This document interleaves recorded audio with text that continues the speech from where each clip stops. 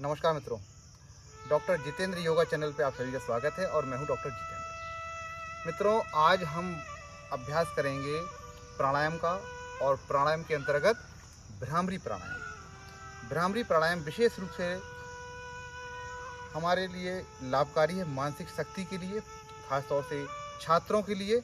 जो छात्र अध्ययन का कार्य करते हैं, एकाग्रता जो अपने डेवलप करना चाहते हैं, ऐसे छात्रों के लिए भ्रामरी प्राणायाम विशेष रूप से लाभकारी है। भ्रामरी प्राणायाम, और अगर सही जानकारी के अभाव में अधिकतर लोग भ्रामरी प्राणायाम का गलत अभ्यास करते हैं, जिसकी वजह से वो उसके लाभों से वंचित रहते हैं। भ्रामरी प्राणायाम करने के लिए आइए पहले बात करते हैं हम लोग इसकी विधि की।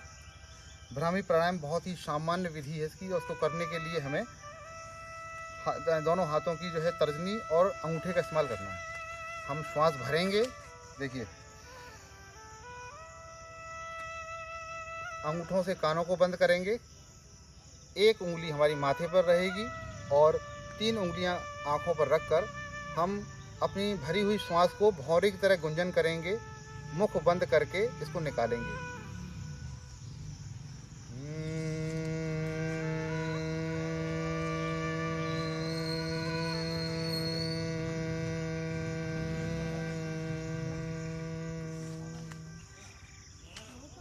पुनः एक बार श्वास ले लेंगे।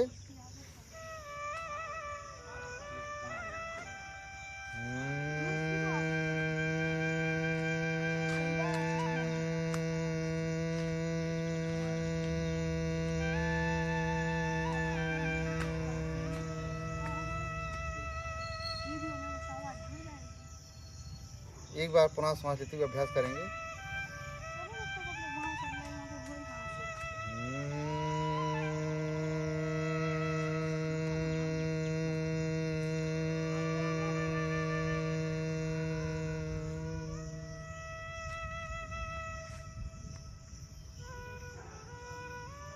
इस तरह से हम इसका अभ्यास करेंगे और ध्यान रखेंगे कि इस अभ्यास को करते समय हमें एक शुभ संकल्प अपने मन में रखना है। शुभ संकल्प, जब हम इस भ्रामरी प्राणायाम का अभ्यास करते हैं तो हमें अपना पूरा ध्यान दोनों भुवों के मध्य में जहाँ तिलक लगाते हैं, यहाँ पर हमारा योगा अभ्यास के अंतर्गत यहाँ पे आज्ञा चक्र स्थित होता है। हमें अपने आज्ञा चक्र पे ध्यान केंद्रित करना है और हमें ये शुभ संकल्प अपने मन में रखना है कि हमारे अंदर की अज्ञान, हमारे अंदर की नकारात्मक ऊर्जा, हमारे अंदर के विरोधी भाव और हमारे अंदर के जो सारे विकार इसके साथ निकल रहे हैं, हर छोड़ने वाली श्वास के साथ। और हमारे जो है आज्ञा चक्र में ईश्वरी सत्ता प्रकट होकर हमारे अंदर दिव्य ज्योति, दिव्य भाव, हमारे अंदर सकारात्मकता और हमारे अंदर समस्त सकारात्मक भाव हमारे अंदर प्रवेश कर रहे हैं। इस तरह के शुभ संकल्प के साथ जब हम इस प्राणायाम का अभ्यास करेंगे तो हमें विशेष रूप से लाभ प्राप्त होंगे। इस भ्रामरी प्राणायाम का जब हम अभ्यास करेंगे तो लगभग 3 से 5 सेकंड में हमें श्वास को भरना है, और उस श्वास को भरकर ओमकार की जो हम ध्वनि करेंगे वो लगभग 15 से 20 सेकंड में हमें छोड़ना है।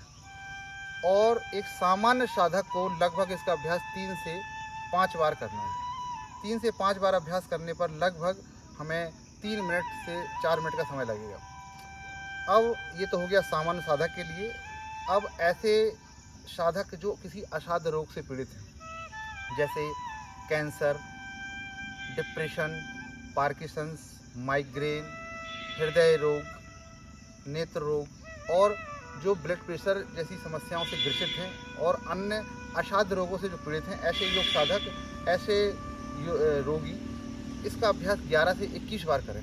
जब 11 से 21 बार इसका अभ्यास करेंगे तो इसके विशेष लाभों से वो लाभान्वित होंगे। और जो योग साधक पूर्ण रूप से शरीर से स्वस्थ हैं, निरोगी हैं, योगाभ्यास में लगातार अभ्यासरत हैं, ऐसे योग साधक योग की और गहराइयों में अगर जाना चाहते हैं तो वो भी इसका अभ्यास 11 से 21 बार कर सकते हैं। तो उनको भी विशेष रूप से लाभ प्राप्त होगा और वो जो है अपने आप को और विशेष रूप से मानसिक रूप से सबल पाएंगे और स्वस्थ पाएंगे। इस तरह से आप इसका अभ्यास करें। और बात करें लाभ की विशेष रूप से, तो इस प्राणायाम का जब हम अभ्यास करते हैं नियमित, तो हमारे मन की जो है मानसिक चंचलता दूर होती है, मानसिक तनाव से हम मुक्त होते हैं और हृदय रोग, माइग्रेन और ब्लड प्रेशर में विशेष रूप से हमारा माइग्रेन का ये अभ्यास, ये भ्रामरी का अभ्यास माइग्रेन में विशेष रूप से लाभकारी हमें होता है। आइए इसका अभ्यास करें। अपने योगाभ्यास में प्राणायाम के क्रम में मैं इस भ्रामरी प्राणायाम को हम शामिल करें और इसके लाभों से हम जो है लाभान्वित हों। आज के लिए इतना ही।